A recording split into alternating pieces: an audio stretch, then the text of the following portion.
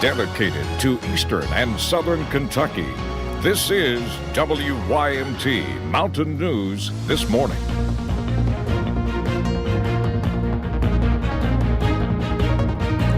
Good morning. It is 6 o'clock on Friday, July the 19th. I'm Will Puckett. Thank you for tuning in to Mountain News this morning.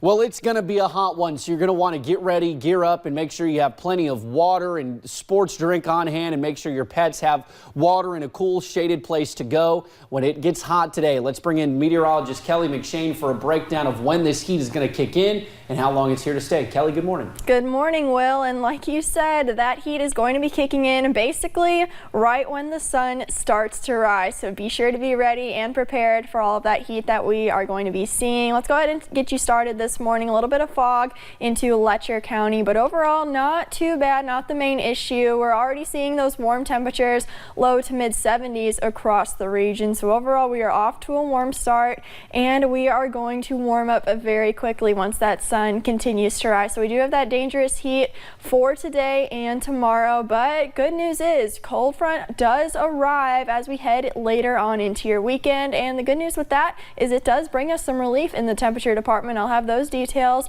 as we head on a little bit later in my forecast, Will. All righty, Kelly, we'll be back with you.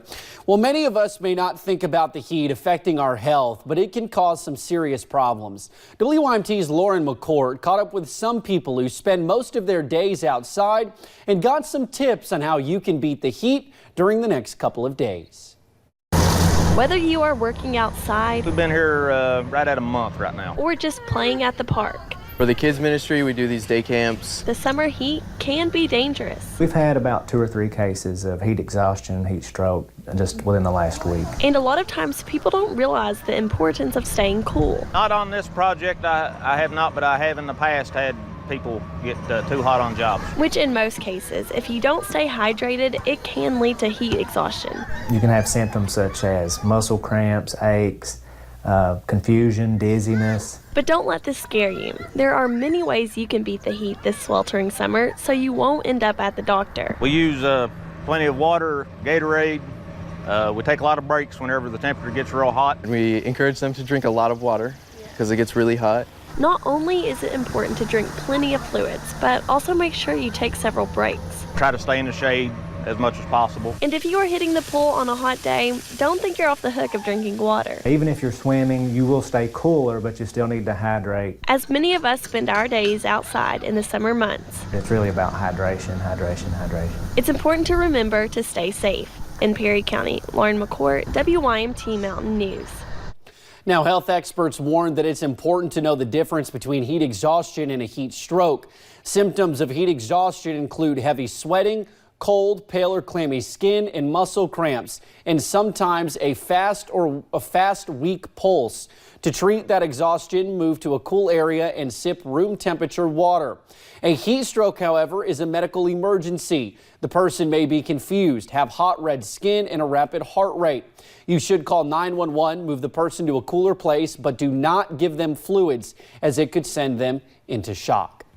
Well, early Thursday morning, Knox County communities were hit with flooding for the second time this month. The rain washed away several roads, bridges, damaged vehicles, and even got into some houses. WYMT's Hannah Reynolds talks to homeowners who live along Highway 225. In the early hours of Thursday morning, flooding struck again in Knox County and is becoming more of a problem than ever. Back in '77, it come a bad flood in here, and then 8 years ago, it come a monster flood. But this is 2 within 7 days. One homeowner says she is glad she and her grandson were at her mother's house when the flooding rushed down. But she feared what she might find when she was finally able to drive home. The water has nowhere to go but just down, and it's bringing all the creek rock, as you can see, all over my yard, what was in my house. And Langford says flooding was not an issue from the mountain behind her until the last few rainfalls. Last time, it moved her pontoon, furnace, ATVs, and floated her shed 5 or 6 houses down. The gas was spewing everywhere, and the electric line was laying down too. If there'd been one spark, it would have just blown this place up. Now, she fears what could happen next time it rains if nothing is done. In Knox County, Hannah Reynolds, WYMT Mountain News. Knox County officials say while water did come into several homes, no one had to be rescued. Well, a heads up for drivers using Kentucky 15 in Perry County. The Kentucky Transportation Cabinet says you should expect a major traffic change next week. It will happen at the intersection of Morton Boulevard and Kentucky 15. We have pointed that out to you here on this map. The change is currently scheduled to happen Tuesday. A closed meeting to talk about how to help the homeless after a murder involving two people who stayed at Hazard's Hope House homeless shelter. Hazard Mayor Happy Mobilini wants more communication between organizations. WYMT's Emily Bennett was at the meeting to find out what they plan to do. The future is uncertain for the Hope House. We hope to reopen over the weekend. And meetings about where to go from here will take place. The future of the Hope House really depends on the directors, because they don't have paid staff and stuff, and it's all by volunteers. But I think that, we'll have meetings to address that in the next week. After the murder involving two Hope House residents, Hazard Mayor Happy Mobilini is taking action. We've had a tragedy. Everyone's afraid. But we want to address the fact that, we're not targeting or criminalizing homelessness. He held a meeting bringing organizations who help the homeless discuss their services. But there's one problem. Everybody doesn't know who provides what. And Ben Fugit, president of the Hope House, has had many cases of not knowing what to do. Many times we've been in the corner and just kind of scratch our head and say, man, where do we go from here? They hope to create a brochure. And they're looking for this, and this. We have a resource to tell them this is where you get it, and have people willing to help try to maintain that.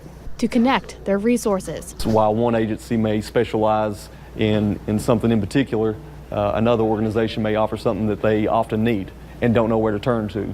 But in the meantime, Ben Fugit is focused on the future of the Hope House. We're by far still open, so to speak. We're not going anywhere unless we're forced to. Hoping to still be able to help the community. In Perry County, Emily Bennett, WYMT Mountain News. Mobilini is planning to meet again with the organizations next Thursday. A full list of the organizations involved will be on our website at WYMT.com. Last night, loved ones remembered the victim of that Perry County murder. The visitation began at 6 for Marlena Hurt at the Engle Bowling Funeral Home. Funeral services will begin today at 2 at Consolidated Baptist Church. There will also be a candlelight vigil tonight at the Bobby Davis Park. Well, the Pikeville Police Department is looking for information that could lead to the arrest of Barry Miller, a man accused of attacking his neighbor with an axe earlier this year. Police say they responded to a call in the Island Creek community in March, during which a man said his neighbor had attacked him with an axe. The man did not receive any life-threatening injuries, but police say Miller ran from the scene. Officers were called to the scene. Mr. Miller fled into the woods and actually began to throw rocks and logs and other things at the officers. Now, Miller was not captured and remains on the run. We know he now has a warrant for his arrest and an indictment has been handed down by the grand jury. Police say anyone with information should contact law enforcement. Well, a Southern Kentucky deputy is improving, and the man accused of shooting him will likely be staying in jail. The McCreary County Sheriff tells us that Deputy Tyler Watkins should make a full recovery, but that could take months. Watkins was shot Tuesday night, and now we are learning more about just how lucky the deputy is. Police say 48-year-old Mark Dungan shot him when the deputy was responding to a welfare check. WYMT's Phil Pendleton has more on the deputy's condition and the suspect's first appearance in court.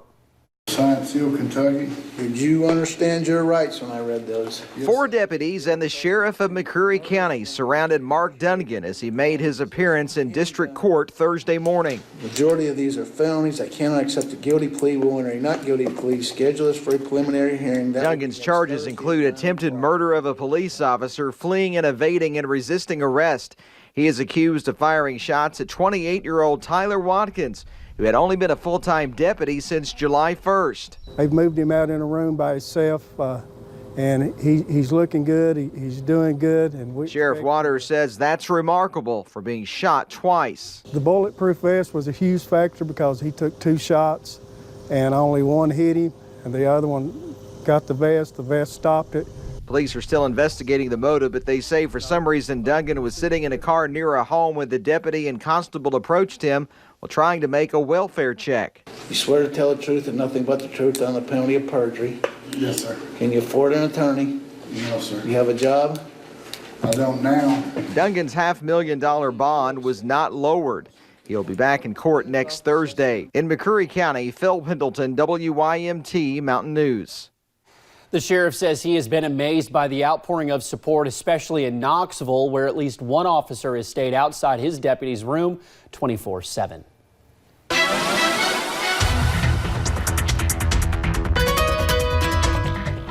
The time now is 6:11 on your Friday morning, and we are starting off a little bit on a foggy note. Temperatures not too warm yet, but that fog throughout the region could be thick at times, so just be mindful of that. Be sure to give yourself a little bit of extra time this morning and be a little extra careful on the roadways. Those temperatures out there, we are in the low 70s for the most part, so pretty warm already. Feeling a little bit muggy out there as well, and by this afternoon we are going to get up into the lower 90s by the time we are about that 3, 4, 5 o'clock hour, so that's very above average, and I'll have those feels like temperatures in my full forecast in just a little bit, Will.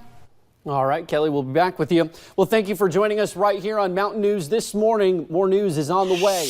For farmers, weather can be a friend or an enemy, and this year's planting season has had no middle ground. And for the first time in 3 decades, the CDC says overdose deaths dropped last year. We will share more about the promising change in the opioid epidemic.